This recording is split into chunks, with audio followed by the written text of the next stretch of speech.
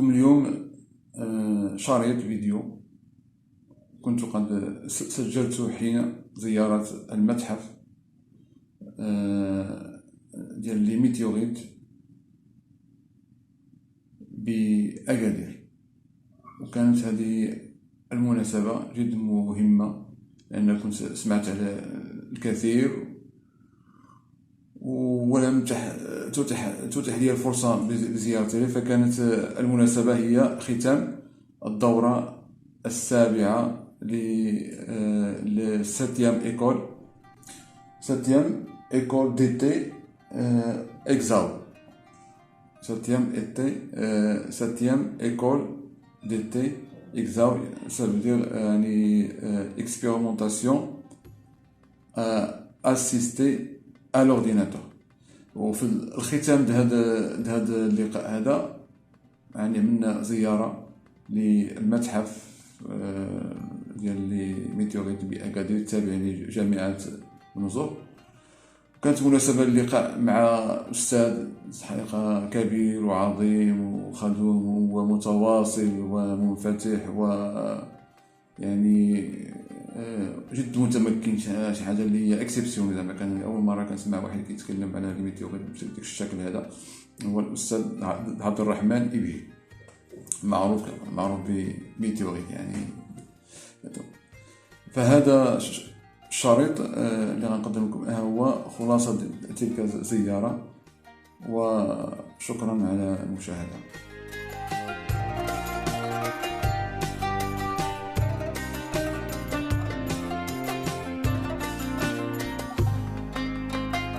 Des météorites. Alors, les météorites, vous savez, notre système solaire, on a une étoile jaune au milieu, entourée par 4 planètes telluriques rocheuses et 4 planètes géantes gazeuses. Parce que il y a une ligne du gel, first line, et derrière cette ligne, tout est gelé. Donc toutes les planètes sont gelées. Alors, entre les planètes telluriques rocheuses et les planètes gelées, il y a une ceinture d'astéroïdes. C'est une planète qui n'a pas pu se regrouper comme les autres planètes. Parce qu'il y a Jupiter à côté, qui exerce des forces gravitationnelles. Il a empêché cette planète de former. Elle est restée sous forme de débris, des blocs de 1 mm jusqu'à des milliers de kilomètres, appelés astéroïdes. Alors, inférieur à 10 mètres, c'est météorite. Au-delà de 10 mètres, c'est astéroïde. Donc, il y a plein d'astéroïdes et de météorites dans cette ceinture d'astéroïdes. Alors, plusieurs corps, ils occupent le même orbite. Qu'est-ce qui va se passer? Appelé éjecta, des débris. Alors, il y a deux façons. Soit ces débris-là, ils vont aller directement vers la Terre, et on va avoir des météorites astéroïdales de ces deux vitrines, ou il va jouer le rôle d'un impacteur, il va heurter la Lune ou la planète Mars, il va libérer un morceau qui va aller vers la Terre. À ce moment-là, on aura une météorite lunaire ou martienne. Donc l'origine, soit astéroïdale, soit la Lune, soit Mars. C'est bon? C'est l'explication d'où viennent les météorites. Alors, les météorites, nous, parce qu'ils ont une grande vitesse, ils peuvent aller jusqu'à 140 000 km par heure. Alors nous, qu'est-ce qu'on va observer? Le feu. Alors, si on a une petite étoile filante, le soir, c'est un gravier, un petit gravier de quelques grammes. Si vous avez un fireball, vous avez une boule de feu, coronaria, c'est une météorite. À ce moment-là, on recevra des tailles comme ça. Mais parfois, on a carrément un bolide. Et un bolide, c'est très très dangereux. C'est un astéroïde qui entre dans l'atmosphère, donc il va causer beaucoup de dégâts, comme celui, j'ai là, la météorite de Chelyabinsk, en Russie. Si vous vous souvenez bien, ils ont passé ça à la télé en boucle, en 2013, et il a blessé 1600 personnes en Chelyabinsk. Alors, c'est un astéroïde, c'est une grande météorite qui est entrée dans le ciel de Russie. Il n'est pas tombé ni dans le village, ni dans la ville. Il est hier et avant-hier. C'est les nomades qui habitent le désert. Donc, tout le temps, ils ont pris l'habitude maintenant. Et ils trouvent les météorites. On a un réseau carrément. Je me déplace chez eux pour voir qu'ils ont des météorites. S'ils ont des météorites, c'est des scientifiques. On a un réseau scientifique mondial, Meteorological Society, et on se travaille ensemble pour publier et surtout pour donner des noms. Chaque météorite a un nom. Soit un nom, soit un code scientifique. Nord-Est Africa, 14. En carbone. Ils sont très convoités par les scientifiques pour deux choses. Le carbone, c'est la matière vivante, c'est le chimie organique, hein, les gens savent. Donc on trouve là des molécules organiques. On a trouvé 36 acides aminés. On a trouvé ribose, les alcools. On a trouvé tous les ingrédients pour donner à l'ARN et l'ADN. Donc maintenant, les scientifiques pensent que la vie est venue d'ailleurs. Lorsque j'étais étudiant, c'est Darwin. C'est dans quelques marécages chauds, riches en sels minéraux et chaudes par les volcans, c'est l'effet d'éclairage. La matière minérale peut se transformer en matière organique. Non. La matière organique, elle est partout dans notre système. Elle attend les conditions, la lumière, la température et l'eau, et vous aurez l'ARN, puis l'ADN, puis la unicellulaire, jusqu'à la vie intelligente comme nous. Donc nous sommes protégés par Mars.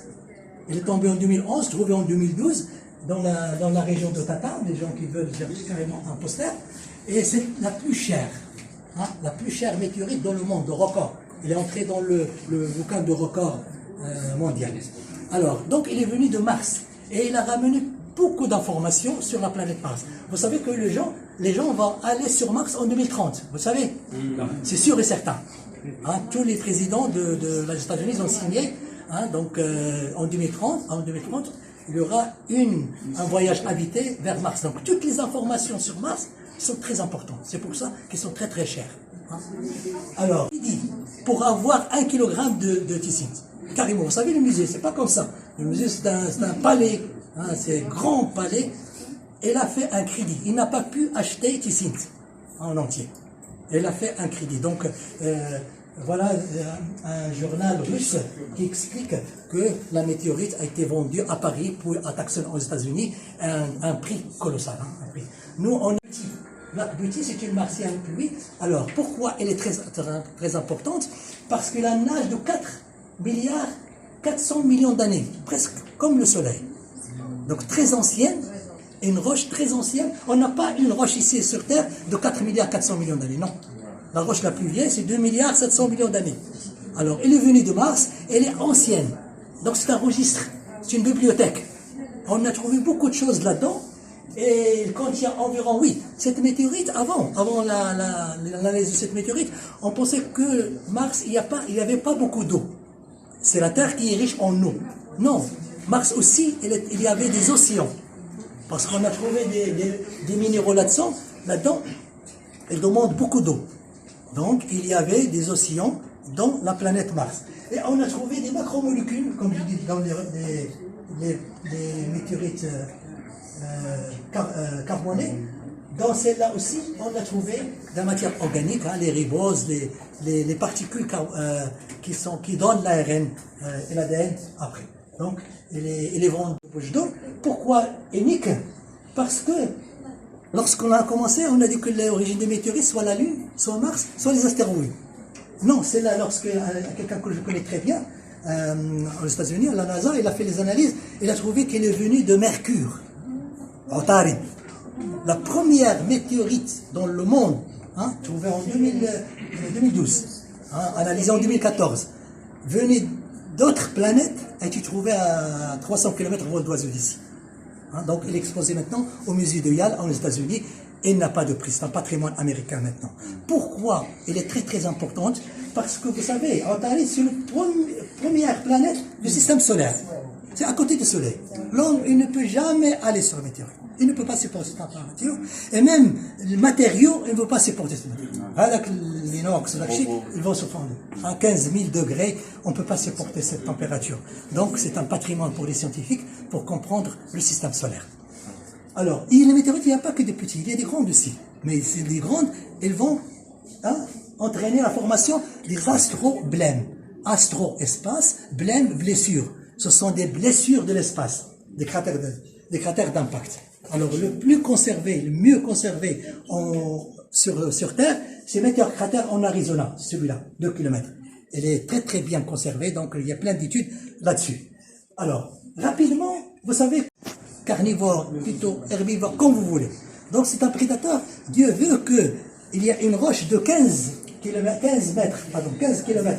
qui va tomber au sud de Mexique, Chicxulub, une région appelée Chicxulub, et il va là, c'est le Mexique, le sud du Mexique, le golfe du Mexique, et cette partie appelée Chicxulub. c'est le cratère d'impact. On a trouvé un cratère d'impact et on a trouvé tous les gradients. Comme nous aussi les Marocains, on a trouvé un cratère à Haute Atlas central. Donc les mêmes roches qui indiquent que c'est un cratère d'impact. Hein? Les chatarcones, les brèches d'impact, les quartz choqués. Et on a un liseré d'argile noire, très riche en éléments chimiques iridium qui n'existent pas sur Terre. Hein? Riche en poussière volcanique, cendres volcaniques. Donc, à 65 millions, il y avait beaucoup de volcans qui ont été réactivés. Hein? Elle est riche par des perles de verre qui impliquent que la Terre a subi un impact et il y a des petites fusions, pyrocristallisation rapide, des petites billes qu'on appelle tectites. On a trouvé des matières carbonées, brûlures. Toutes les forêts ont été brûlées. Et cette liseré, c'est dans le monde entier. Hein. On le trouve dans le monde entier. Donc, explication, c'est que 65 millions d'années auparavant, il y a un impact important qui a heurté la Lune. Alors, les scientifiques ils ont amusé de mesurer l'énergie libérée par cet impact. Et on a cette abac.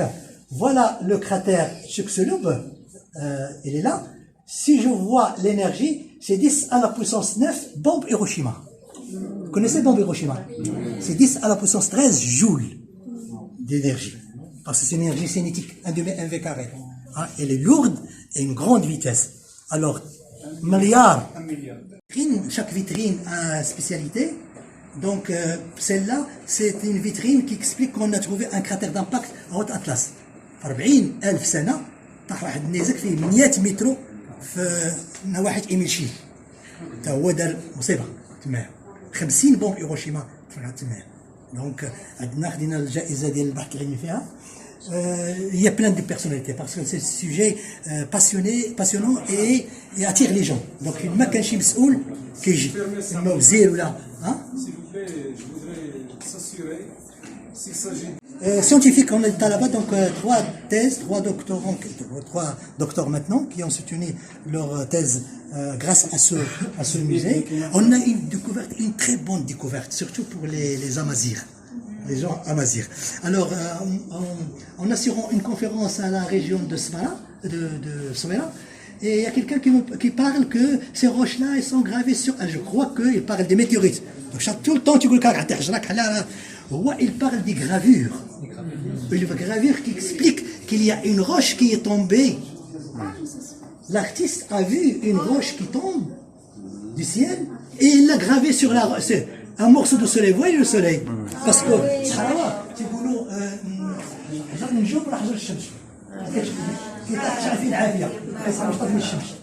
Donc ils ont mis le soleil et un petit morceau avec une queue là et les animaux et une personne qui est renversée. Ça unique. Elle est là, ils sont là. C'est pas à nous, c'est des Wizarats Taqafa, donc ils sont prêtés. Et c'est unique. Et c'est le plus important de tout ça, il y a deux lignes marquées ici, Alma, de Robert, c'est la Tifinagh ancienne. La Tifinagh ancienne. Qu'est-ce que باش نقراوها خصنا واحد من مالي. كان معنا واحد من مركز الملكي ديال الامازيغ ما قدرش يقرا. دي حروف تيقراهم حروف تيقراهم. فاش اتصل بالاتصالات كاسكي ماركي سي Dieu de soleil nous jette des pierres. إلى الشمس يرمينا بالحجارة. Donc c'est fabuleux. كاين واحد لا ريفي ميستيريوز كتطبع في لا سويس عطاونا 3 باج كياخذوا 1 باج. البيراميد عطاوهم 1 باج. عندما بقاو شي حاجه حنا عطاونا 3 باج باش اكسبليكي هاد لا découverte. Homophobes, ils vont mourir. Et il y a la poussière qui va empêcher les rayons solaires, la température va baisser. Donc tous les animaux thermophiles, ils vont mourir. Donc c'est catastrophique. Alors, donc il n'y a pas rayons solaires, il n'y aura pas de photosynthèse, donc il n'y aura pas de plantes. Les herbivores, surtout les grands herbivores qui demandent des arbres pour se nourrir, pas comme les fourmis, c'est pas petit. Là, les carnivores, ils sont disparus. Et après les carnivores, donc on a cassé la chaîne alimentaire et voilà, il y a 75% d'animaux ont